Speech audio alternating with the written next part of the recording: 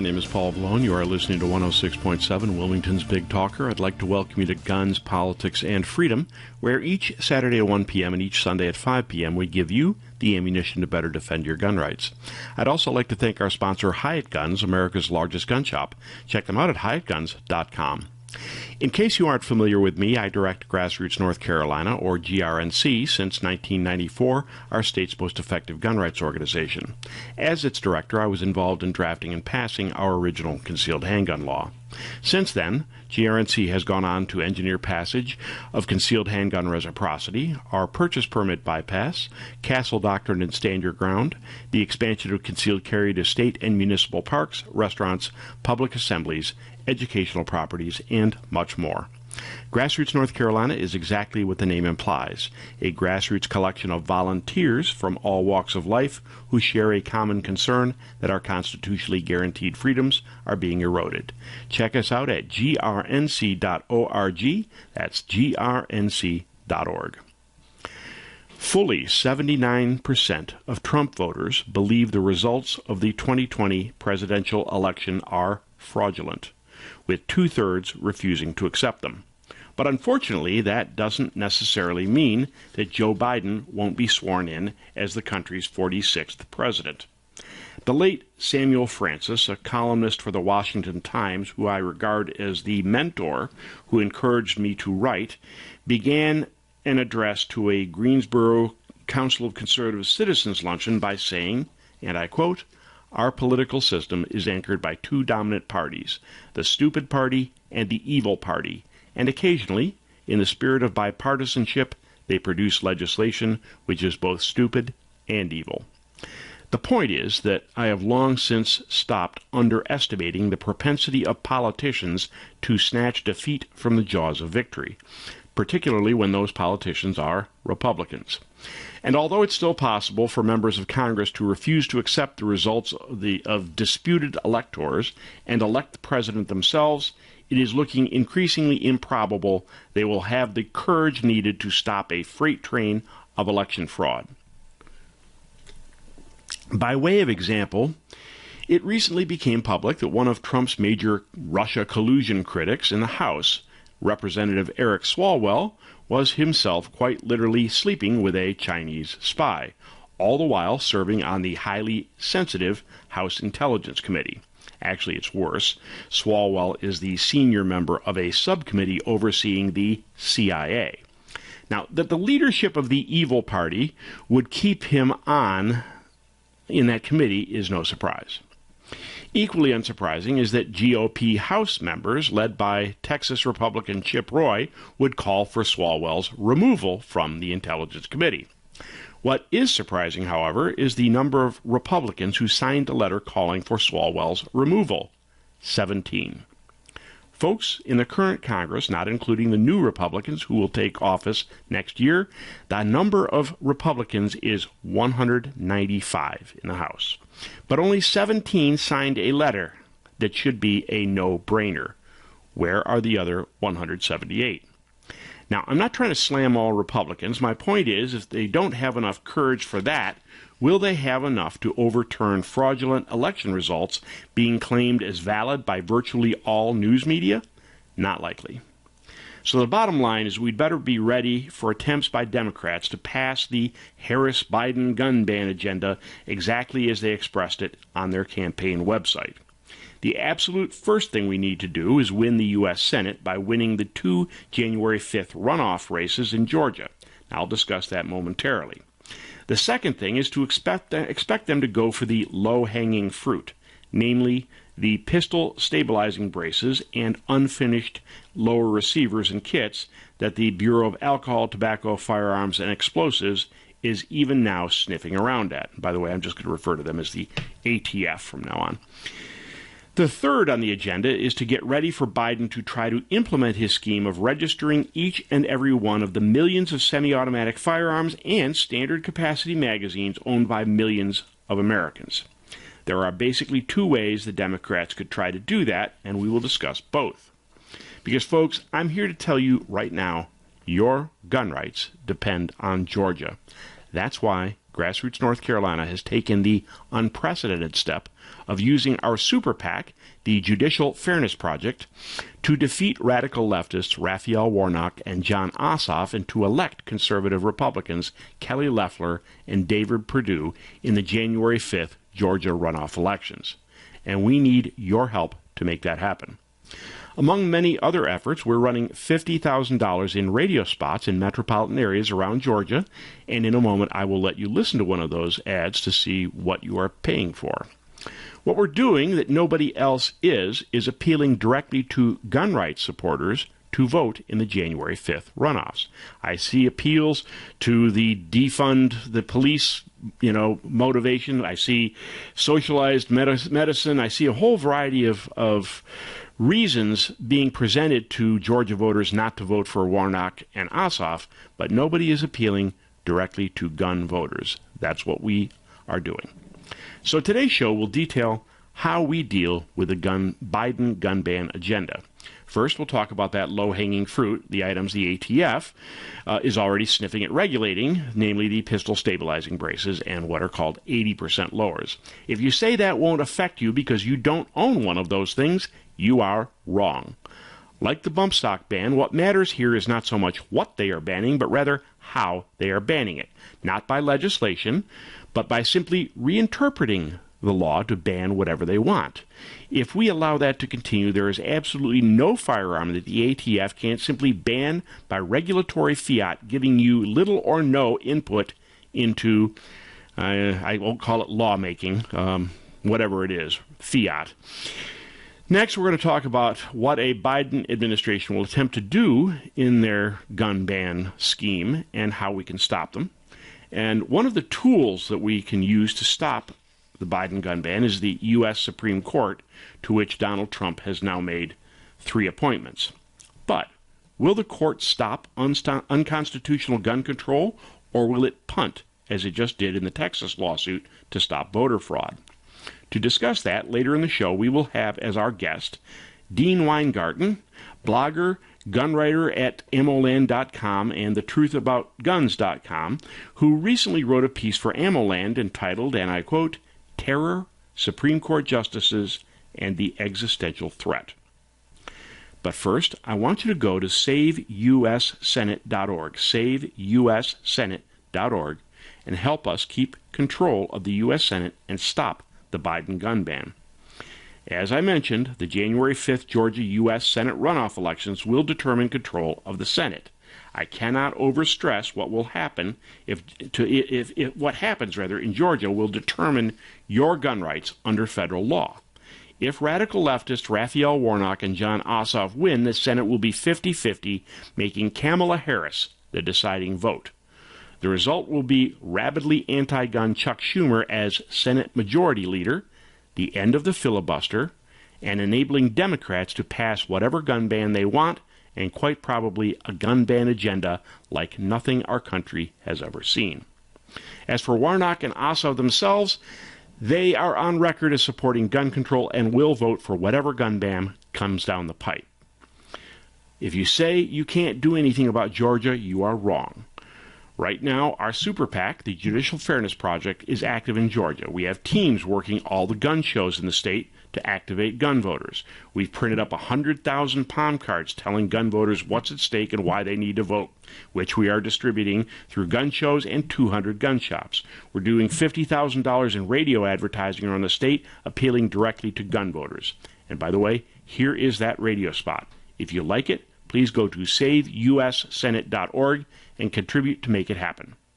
Out-of-state leftists are pouring millions of dollars into Georgia telling you how to vote. They want to gut your Second Amendment right to bear arms. If Democrats win the Senate, they will pass Biden's gun ban, including what they call a tax on semi-automatic firearms and magazines. But it isn't just a tax. It's a registration scheme, costing you thousands of dollars to keep guns you own while letting them find your guns. Your only alternative will be to surrender them to the government or face a 10-year federal felony. Radical leftist Raphael Warnock and John Ossoff will vote for that gun ban if elected. By contrast, conservatives Kelly Loeffler and David Perdue will defend your right to bear arms. Maybe you've heard the elections are rigged, but that's no excuse not to vote. On January 5th, defend your rights. Vote Kelly Loeffler and David Perdue for Senate. Paid for by the Judicial Fairness Project, which is responsible for the content of this advertising. Not authorized by any candidate or candidate committee. For information, check saveussenate.org. You are listening to Guns, Politics, and Freedom on Wilmington's Big Talker. After a short break, we will come back and to discuss the latest attempts to restrict AR-15 pistols and stabilizing braces, as well as the popular 80% lower receivers. What the ATF is doing will likely outrage you.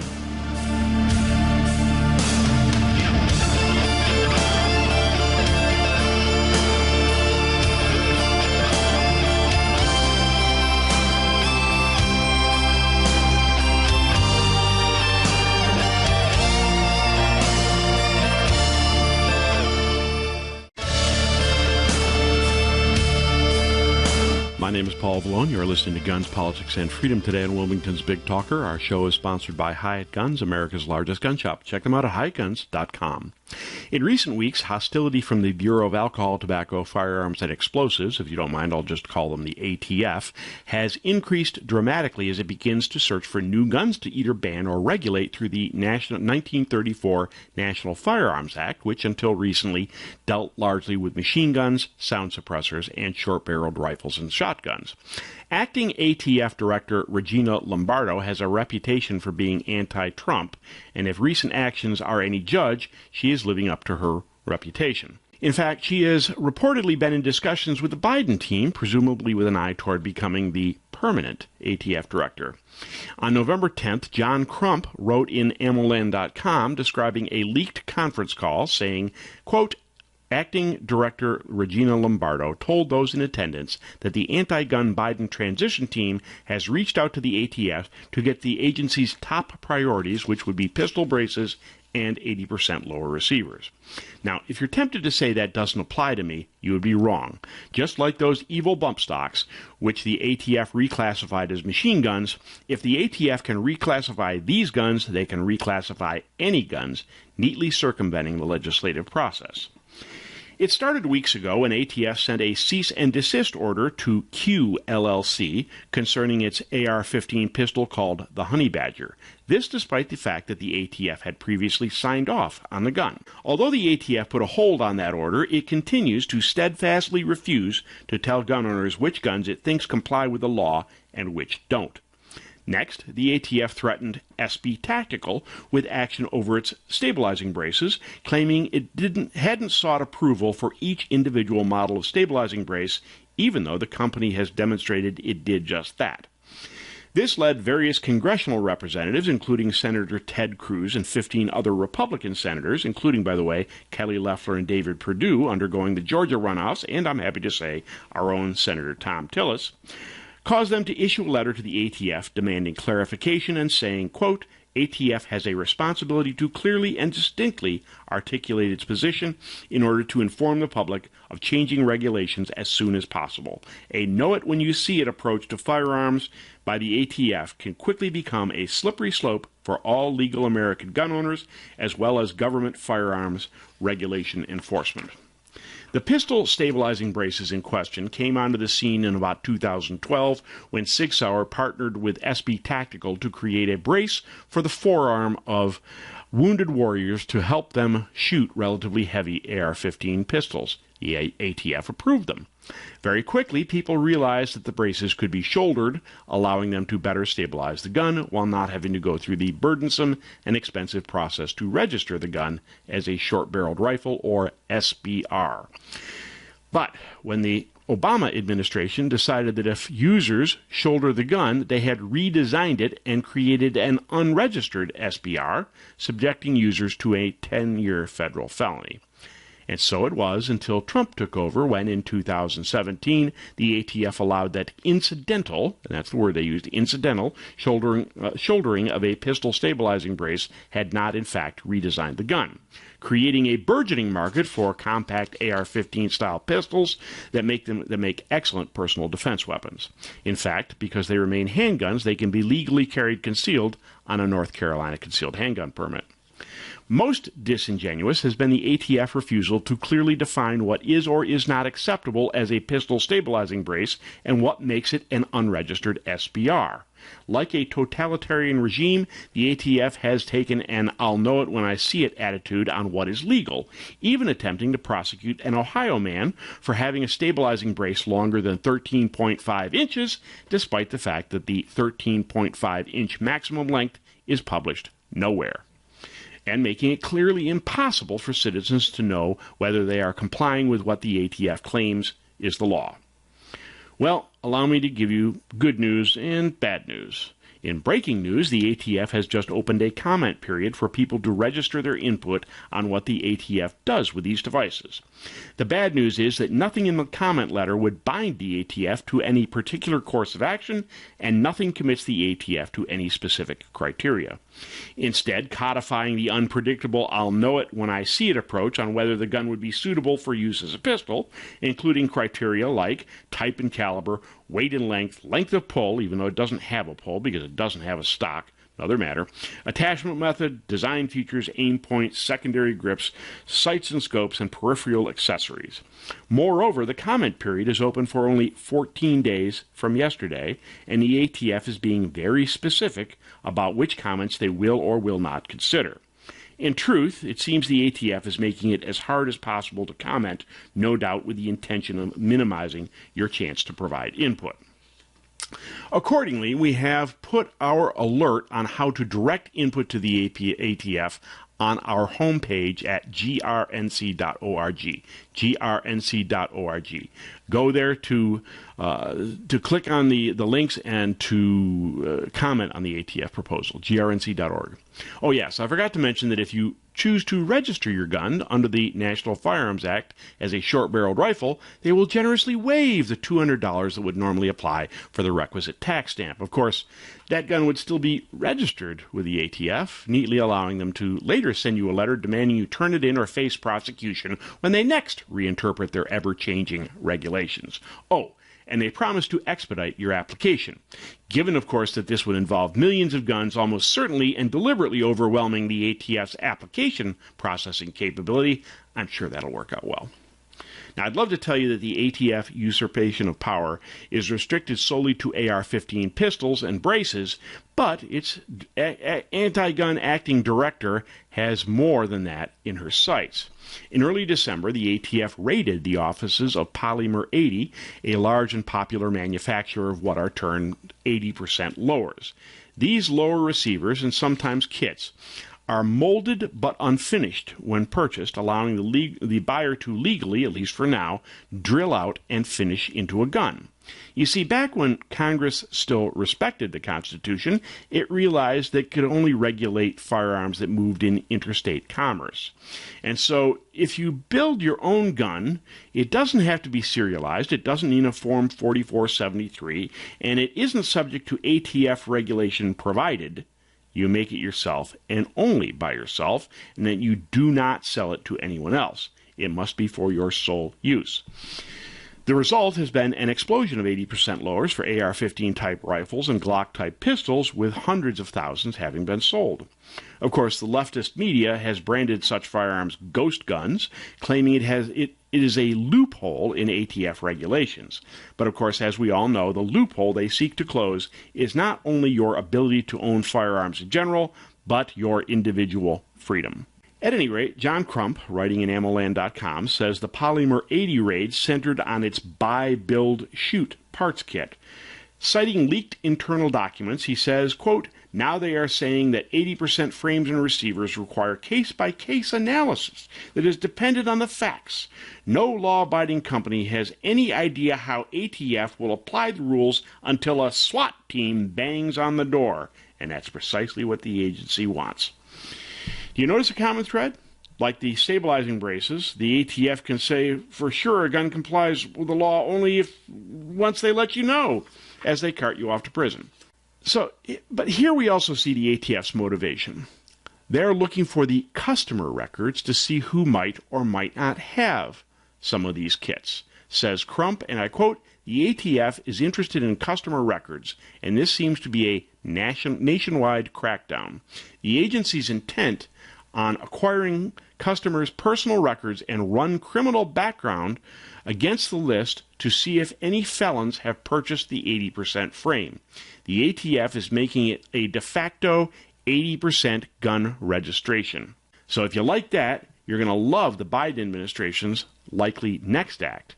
The centerpiece of Biden's gun ban proposals has been to regulate modern rifles and standard capacity magazines under the National Firearms Act, effectively treating them like machine guns, which of course they are not. Under Biden's scheme, the millions of owners of these firearms would have two choices: either pay a $200 tax stamp for each semi-auto and each magazine, potentially tens of thousands of dollars for somebody who has a reasonably sized collection, or else turn them in a buyback, of course, like the one in Australia that Hillary Clinton proposed, paying you pennies on the dollar for your legally acquired property. The big question is how the Biden administration would do it. If Democrats win the two runoff elections in Georgia and with them control the Senate Majority Leader Chuck Schumer could do it legislatively. But if the Democrats don't gain control of the Senate, Biden still has an option, namely to do with semi-autos and magazines what the ATF already did with bump stocks and is now trying to do with pistol stabilizing braces, to reinterpret the law. This, of course, could be where we're very happy we confirmed Amy Coney Barrett for the Supreme Court, since we would need a conservative majority to reject this type of regulatory manipulation. But would they? Or would the court punt as it did with the Texas election challenge? In our next segment, gun rights writer Dean Weingarten will discuss his piece in AmmoLand.com, and we will look at that very question. You're listening to Guns, Politics, and Freedom on Wilmington's Big Talker. After a short break, we will return with more information better enabling you to defend your gun rights.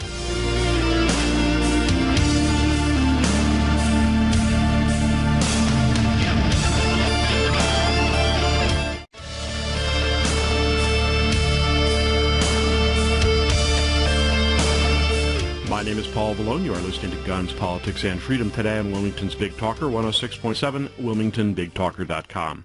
Our show is sponsored by Hyatt Guns, America's largest gun shop. Check them out at HyattGuns.com.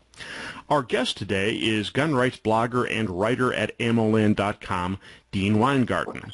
Dean has been a peace officer, a military officer, was on the University of Wisconsin pistol team for 4 years, and was first certified to teach firearm safety back in 1973. You got me beat, Dean. He taught the Arizona concealed carry course for 15 years until the goal of constitutional carry was attained. He has degrees in meteorology and mining engineering and retired from the Department of Defense after a 30-year career in Army research, development, testing, and evaluation. Dean, welcome to Guns, Politics, and Freedom. Glad to be here, Paul. Well, where would you like to start? Earlier in the show, I was discussing how the ATF acting director, Regina Lombardo, is reportedly colluding with the, God help us, incoming Biden administration to pick off the low-hanging fruit of gun bans, namely its current efforts to go after pistol stabilizing braces and 80% lowers. As I noted, if you like that, you're going to love Biden's stated goal to regulate semi-automatic firearms and magazines using the 1934 National Firearms Act, making them subject to registration and a $200 tax for each item. Or else, you could turn them in, of course. I also noted that there were two ways the Democrats could try to regulate semi-autos. If they gain control of the U.S. Senate through the two Georgia runoff elections, giving them control of both the legislative and executive branches of government, they could try to do it legislatively. But even if they don't gain control of the Senate, the ATF could attempt to do what they did to bump stocks and what they are proposing to do with pistol stabilizing braces and 80% lowers, namely to try to reinterpret existing regulations rendering illegal millions of guns owned by gun owners who had every intention of being law-abiding. That could bring in the Supreme Court. Now, in AmmoLand.com, you wrote a piece entitled Terror, Supreme Court Justices, and the Existential Threat. First of all, why don't you tell us about that and what your central thesis was?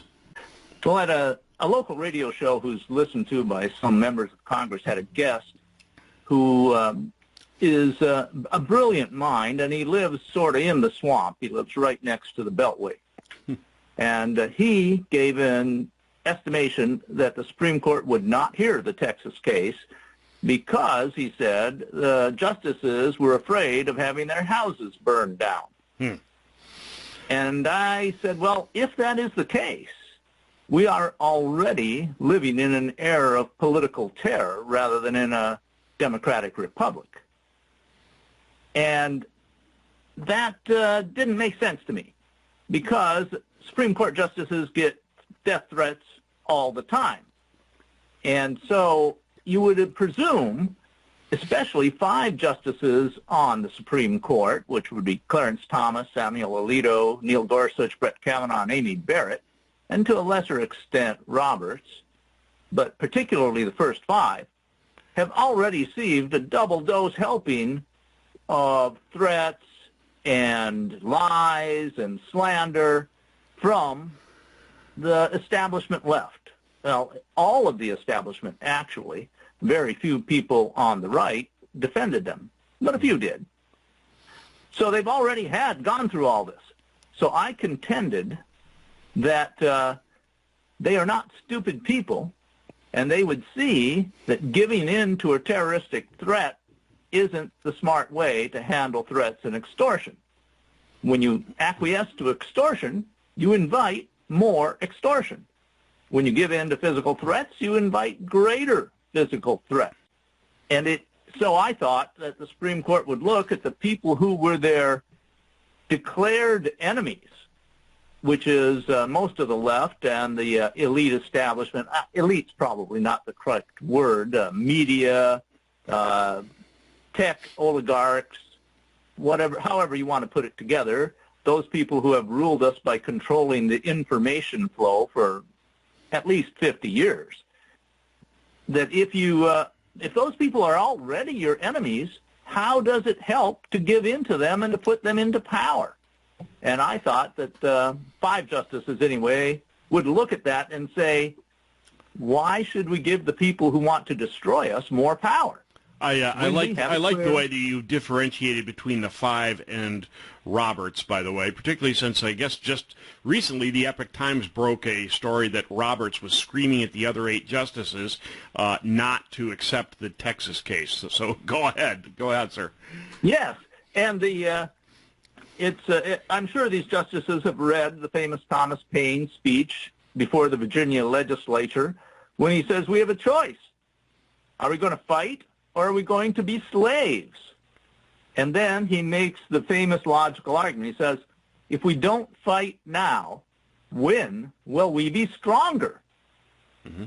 And by essentially giving the nod to a Biden-Harris administration, it strikes me that the justices are saying, we'll get weaker because Biden very likely will appoint a far left justice to the Supreme Court, and they get stronger, we get weaker.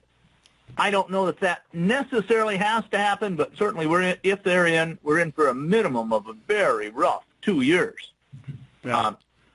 I think the biggest thing will be whether they get to pack the court or not, because, absolutely. Supreme Court justices, they might get a chance, he might get a chance to appoint somebody, but it'll probably still stay 6-3, 5-4-ish. But the question I have really is, okay, let's take that presumption for a moment. So you're saying that you expect the Supreme Court not to knuckle into the left and to remain strong. Would that be a fair statement? Well, that's what I was arguing, that I thought that would happen. Obviously, it did not happen. Mm-hmm. And what you are mentioned about Roberts, I would say, is not really a terroristic threat that the justices probably take all that seriously. No. Rather, it was flat out bullying of the new justices to go along with Roberts and the 3 other leftists. So, then it is an open question on whether the Supreme Court will help us out if the Biden administration tries to throw in a bunch of gun control. I think it goes without saying. I'm sorry, go ahead. I think it is, and part of the rationale to believe that that is still the case is that they just ruled, or failed to rule, refused to hear the case that would overturn the Trump ruling on illegal people illegally in the country being kept out of the census. And that's huge. There may be 11 to 20 million people illegally in the country. If you even take, say, 10 million of those and take them off of the census, that could remove 15 congressional seats that are based on illegal immigration. And most of those are in leftist areas like California and New York. New York City, now these are not illegals, okay, but just people who were not born in the U.S. are 40% of the population in New York City. They're about 26, 27% of the population of California. If the illegals make up even 10 million that you're able to identify in the census, that's 15 congressional seats, probably at least 10 of them coming from far left blue areas of the country. It's kind of like sort of like the Puerto Rico statehood thing, without actually having to create another state. Yes, it is, and you are correct, I believe, that it's crucial that conservatives hold the Senate. Well, maybe just Republicans would be effective, because I think that if McConnell is the leader of the Senate, even if several Republicans are not conservative, they won't go along with packing the court or admitting new states. And that's what we need to hold on to the Republic for 2 years until we can get a friendly House of Representatives and possibly start recovering from a Biden administration. Yeah, as a matter of fact, that's why, as I mentioned to our listeners earlier in the show, our organization, Grassroots North Carolina, actually our C3 and our Super PAC, are running operations in Georgia right now to help keep the Senate. We're actually running about $50,000 worth of radio spots. We've got 100,000 palm cards going out. We've got people working gun shows, gun shops, and everything else to make sure the gun vote is activated in Georgia, because you are correct. If we lose the Senate, then we have a serious problem. If we gain the Senate, it seems to me if we keep the Senate, if we keep the Senate, then Biden will essentially not be able to pursue the gun ban he has in mind, which of course is primarily a semi-auto ban, without trying to do it by legislative fiat. We're going to have to take a break right now, but when we come back, I'm going to ask you what you think about whether the Biden administration will attempt to do it by regulatory fiat, and if so, whether the Supreme Court will step in and stop that. Right now, folks, you are listening to Guns, Politics, and Freedom. We're going to take a short break, after which we will return with still more critical information enabling you to better defend your gun rights.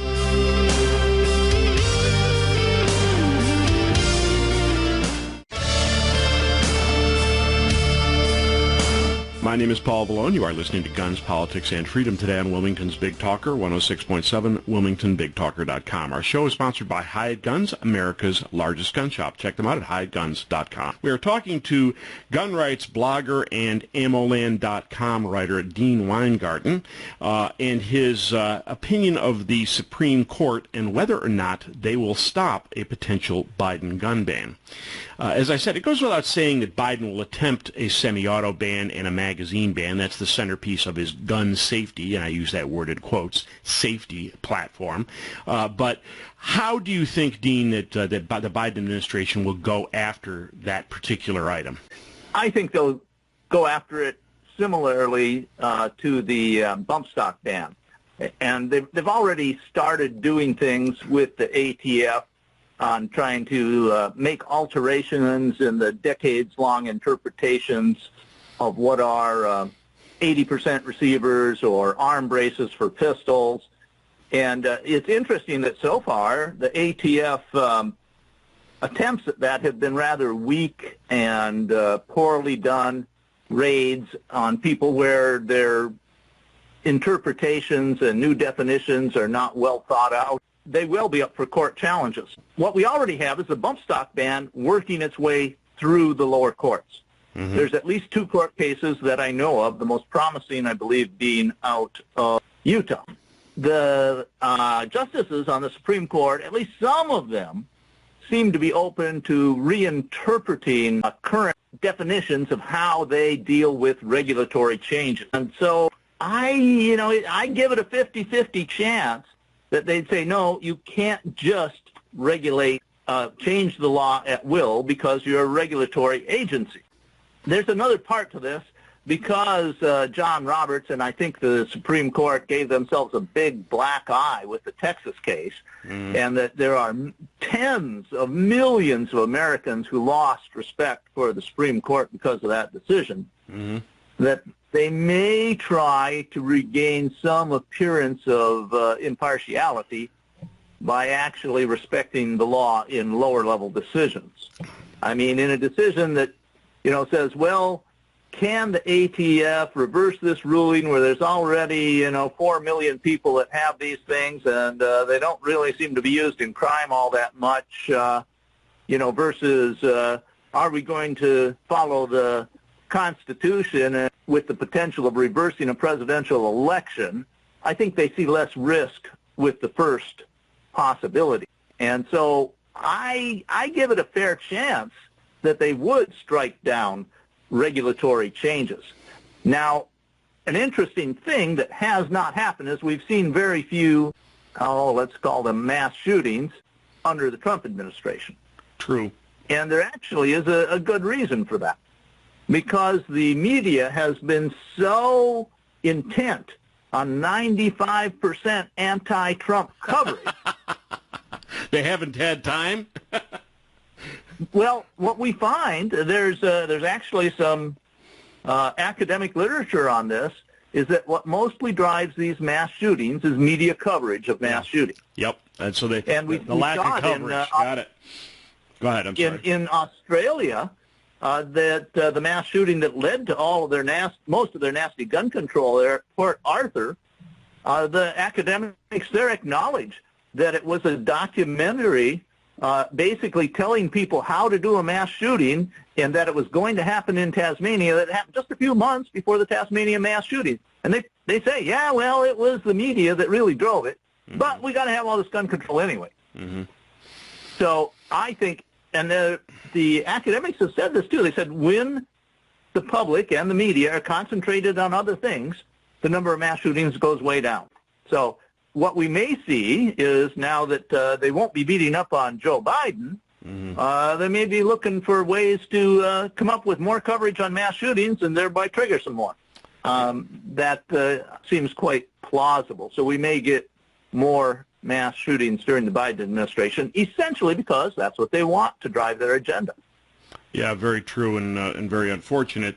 But I tend to think you're right, and it's a self-perpetuating cycle. The more time they devote to it, the more mass shootings there will be. The more mass shootings there will be, of course, the more ammunition it gives them for gun control. So you seem to think that if the Supreme Court gets a case in which the Biden administration tries to use regulatory fiat or reinterpretation to reclassify semi-autos under the National Firearms Act, which is, by all accounts, what they could very well do. You seem to think the Supreme Court has at least a 50-50 chance of rejecting that. For that particular case, I think it's much higher. Now it's higher for that. Okay, so you're saying if that gets to them with case, I think we got about a 90% chance that they would find for the Second Amendment, because it is so clear-cut. It's the most popular rifle in the United States. They're almost never used in crime. They're clearly effective militia weapons. All of the logic in those cases is on our side, and it's only emotion that is on the Biden side. And we have 5 Supreme Court justices that have a reputation of being originalists. Mm-hmm. And Amy Coney Barrett, already ruled or gave a dissent on one case that seems to be a very originalist reading of the Second Amendment. What other kind of reading can you have, by the way? If the Constitution is not read in a way that it was intended to be at the time it was written, then you don't have a Constitution. You just have 9 tyrants making up their mind about what they want public policy to be. Which is exactly what I would suggest the left is looking for, precisely. They have preached it. This is basic, what I call progressivism. If you look at the founding documents of progressives and their definition of what they wanted to do, basically they said, we cannot have a government that has separation of powers. Separation of power is bad. The government can't do everything we want to do if it's separated and they're checking and balancing each other. That's idiotic. Yeah. And for that reason, they said the Constitution doesn't really mean anything today. It might have meant something back when it was written, but that was then and this is now. And it's too important to follow the edicts of people long dead. And those are all exactly progressive policies. So when Hillary Clinton said that she's, a 1930s progressive, that's what she's talking about.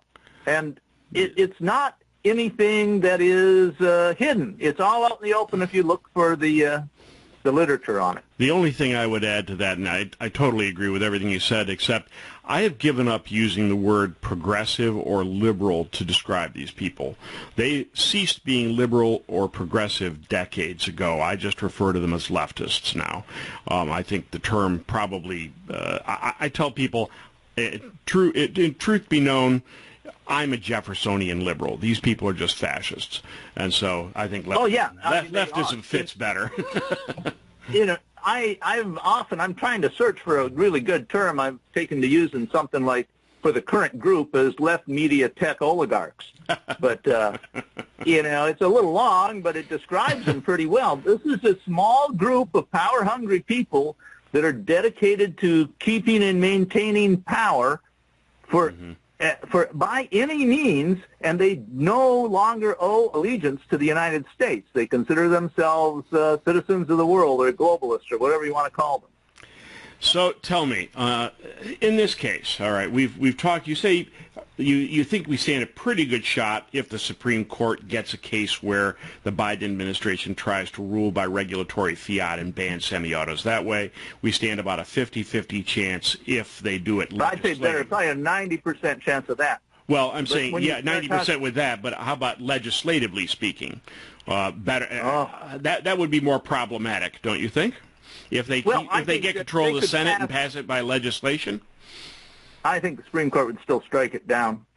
But what I'd worry about more would be things like the arm brace, the low-hanging fruit, the 80%ers. Yeah. They might be willing to let the regulatory state have its way. After all, the Supreme Court has pretty much done that for the last 70 years or so. Yep. They basically said, well, those regulators, they get to take all the blame, we get all the credit.